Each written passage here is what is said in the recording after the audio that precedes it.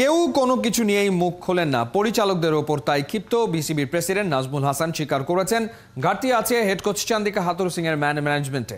পাশাপাশি অপেক্ষায় আছেন তামিম ইকবালের ফাইনাল কলের। পাপন জানিয়েছেন অক্টোবরে অনুষ্ঠিতব্য উইমেন্স ওয়ার্ল্ড কাপ নিয়ে কোনো শঙ্কা নেই। নাইয়ান বিন জসিমের রিপোর্ট। হ্যাঁ, যে আপনারা আবার চাচ্ছেন আমি আবার এটার মধ্যে ঢুকি। হ্যাঁ, এই হলো আমার একটা সমস্যা। এই ভয় আমি আরো দূরে দূরে থাকি। যুব ও ক্রীড়া মন্ত্রণালয়ের দায়িত্ব নেওয়ার পর থেকে নাজমুল হাসানের ব্যস্ততা অনেকখানি বেড়েছে। না চাইলেও দূরে থাকতে হচ্ছে ক্রিকেট থেকে। দেশের 52টা ক্রীড়া ফেডারেশন চালাতে গিয়ে আগের মতো আর নিয়মিত যাওয়া হয় না প্রিয় ক্রিকেট বোর্ডে। যার যে দায়িত্ব সেই অনুযায়ী প্রতিটা ডিপার্টমেন্টের দায়িত্ব বুঝিয়ে দিয়ে নির্ভর থাকতে চেয়েছিলেন। পরিকল্পনা করেছিলেন খুব দ্রুতই বিদায় নেবেন বিসিবি থেকে। কিন্তু ক্রীড়া মন্ত্রণালয়ে বসে নাকি ক্রিকেট বোর্ড নিয়ে বিব্রত হতে হচ্ছে। নিজের মনের কোণে জমে থাকা আক্ষেপটা তাই জানালেন অকপটে। মানে আমি যখন বোর্ডে আসি তখন আমাকে অনেকে বলতো মিডিয়ার কাছ থেকে একটু দূরে থাকতে। আমি একদম অপোজিট। আমি একদম মিডিয়াকে ওপেন করে দিই, সবার সাথে কথা বলি, যে যা প্রশ্ন করতে পারে, কোনো সমস্যা নেই।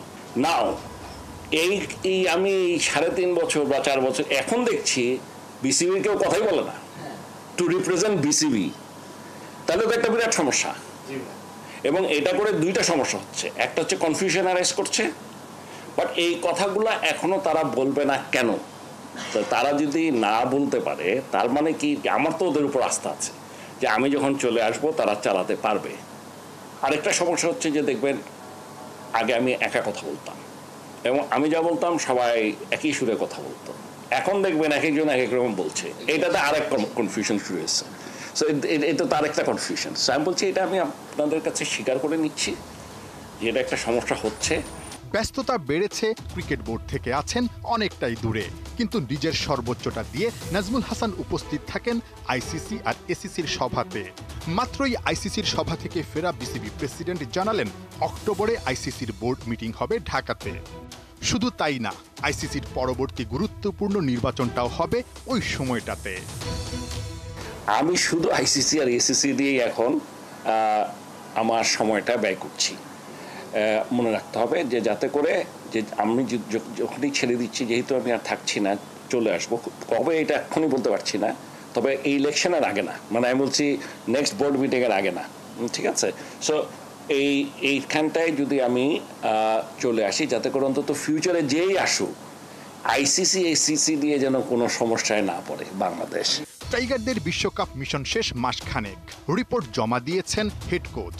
কি আছে সেখানে তা এখনো আসেনি প্রকাশ্যে, কিন্তু সেই চান্দিকা হাথুরু সিংহের থাকা না থাকা নিয়ে আছে আলোচনা আর জল্পনা কল্পনা।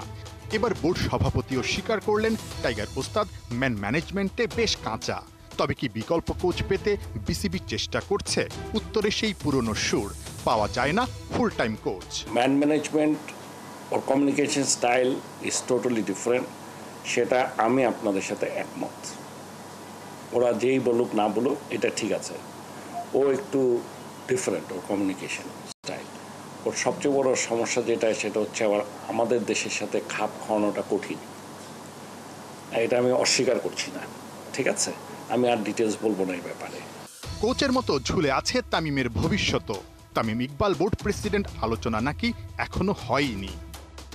বললাম তো 2বার বসার কথা ছিল, তারপর ও একবার খেলা বিপিএল চলছিল দেখে বললো যে এখন খেলা চলছে, এটা শেষ হলে তারপর বসবো। আর তারপর তো বললো বাইরে যাচ্ছে, এসে আমার সাথে বসবে। তো ও তো বলছে বসবে। সো এইটুক সময় তো আমার মনে হয় ওয়েট করতেই পারি আমরা। মানে এখন না ও বসে নাই সেজন্য আমরা একটা সিদ্ধান্ত নিয়ে নেব, এরকম সিদ্ধান্ত নেওয়াটা ঠিক হবে না। সুন্দরভাবেই যাক, এটাই আমরা চাই।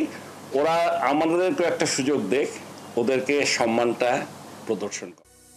নাহিয়ান বিন জসিম, ৭১।